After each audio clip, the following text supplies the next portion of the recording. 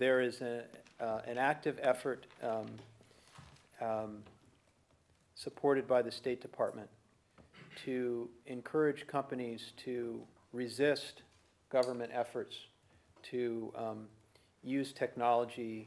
to suppress political speech. What we're trying to do, and what Secretary Clinton did so forcefully yesterday, is to highlight the importance for the world of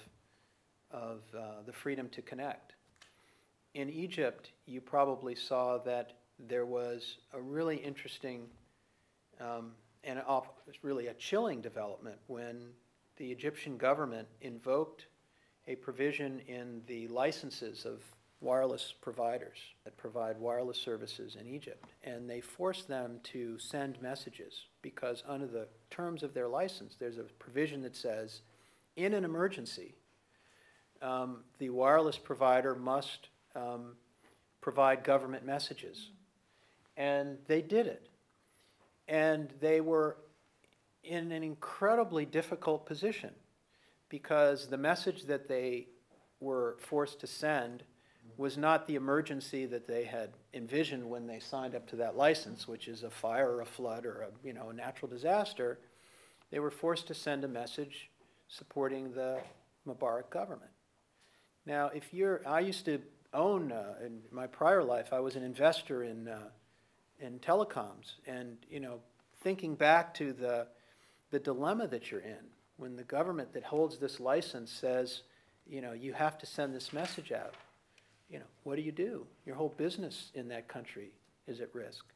So what Secretary Clinton is trying to do is to create a global appreciation for these sorts of dilemmas, and hopefully encourage companies to get some support when they're put in this sort of a dilemma, to try to get people to agree to a common set of principles so that as the internet moves from the 2 billion users, principally in the West, to the 7 billion users around the world, that everyone will enjoy the same openness that we've come to enjoy on devices like that. So what we have to do moving ahead is to tell governments and companies that there are certain limits